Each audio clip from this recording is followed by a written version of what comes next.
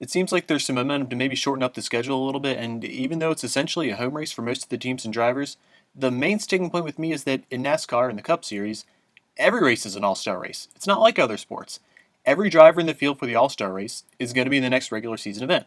So here's the all-star race in Charlotte, which is where next week's race is going to be with all of the same drivers on a track that nobody seems to like these days. Whether or not they can do anything about it, most people seem to agree that there's too many intermediate tracks on the schedule right now. With the current system and the current car, the races just aren't as exciting and captivating as short track events. This is pretty universally agreed upon. If Charlotte was putting on great events with what they already had with the quad oval, they wouldn't have flipped the second race to the roval. That's kind of an admission that, yeah, things aren't great right now, but this is all we can really do about it. Our hands are tied. Okay, then, again, what's the point of the All-Star race? What's the gimmick? Familiar track that fans don't really like, the usual drivers, the usual cars, and now stages and segments aren't anything special anymore. They tried new tower compounds last year, and that was a bust. It's supposed to be an exhibition, so why go through all the usual routines? So my answer is, get it out of Charlotte Motor Speedway if you're going to keep putting it on. What do we consider to be special events right now on the calendar? What gets fans excited and feels like a holiday, like a special attraction? Daytona is Daytona. Bristol Night Race, Darlington, Eldora for the Truck Series, road course races. Hey, none of those are on the mile-and-a-half tri-ovals, so why should a special race be forced into one? What in the past were special events? Tony Stewart's Prelude at Eldora had lots of different drivers across series driving things that weren't cup cars or stock cars at all. The Japanese Thunder, whatever those races were called, they had exhibition races after the season in Japan for a couple of years. Some Cup drivers, some lower series and West Series drivers, and some Japanese natives. There were the Saturday Night Legends races at Bristol a few years ago, which were veteran and long-retired drivers in Pro Cup cars. It was televised, and that was cool until Larry Pearson almost got killed. And that kind of put a damper on the whole thing. There was a series of races out west, the Toyota All-Star Showdown at Irwindale, and the big one that I can point to that probably doesn't get enough attention is Denny Hamlin's Short Track Showdown. That's what the model of a NASCAR All-Star race probably should be, and sadly it's the only one of these that I've listed that's still being run, most years at least. A mixture of Cup drivers with local and national late model drivers on a short track like South Boston or Langley. International races would be good. Good for NASCAR, good publicity, hold it on some F1 track or other road course after the season somewhere. Heck, even the ASA Series ran a race on an oval in South Africa, and that was actually a good race. But money comes in, sponsors for shipping the cars around the world, and probably no one really would want to after almost 40 weeks of hauling across the country. The short track showdown, though, that's something that could be worked with. Could even hold it in the same week as the current date if you had to. So here's my model. You can't hold a cup race on a traditional short track with any kind of regularity. Place might not be in good enough shape, not enough suites and seats to fill out a purse for a whole field, not enough gold-plated VIP whatever for the executives and sponsors. Okay, well, this wouldn't be a regular season race, so throw all that out the window. You can get creative. It can get changed up every year.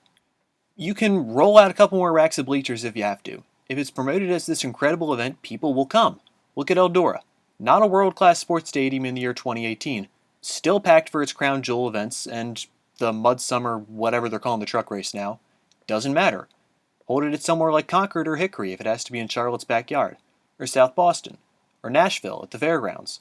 Or way out west at Kern County. Or what the hell, even at Irwindale. Not Iowa. There's enough going on there. And it can be rotated year to year. So, short track, true short track, night race, some kind of late model car. I don't really know all of the different series. I know there's a lot of different specifications and names. Or have them on the composite bodies like the K&N series does. That's cheaper than putting together a whole new cup car for the race, and you can rent someone else's out if you have to. There's no shortage of them. Drivers now. Anyone who won a race in the previous season and any past champion that isn't included in that list. So let's act as if this were being done this year. We'd have Truex, Kyle Busch, Larson, Johnson, Keselowski, Stenhouse, Hamlin, Harvick, Logano, Kane, Kurt Busch, Newman, Austin Dillon, Ryan Blaney, and Matt Kenseth. That's 15 entries, plus a past champion possible. Well, let's say Tony Stewart this time. There's 16. And it will also be open to the National Series champions of last year, which this time around would be William Byron and Christopher Bell. They can put a car together and enter if they want. So can the national winner of the weekly All-American Series. In 2017, that was Lee Pulliam, who wins like 20 races a year. He's in. Now we're up to 19. And for car number 20, something extra special.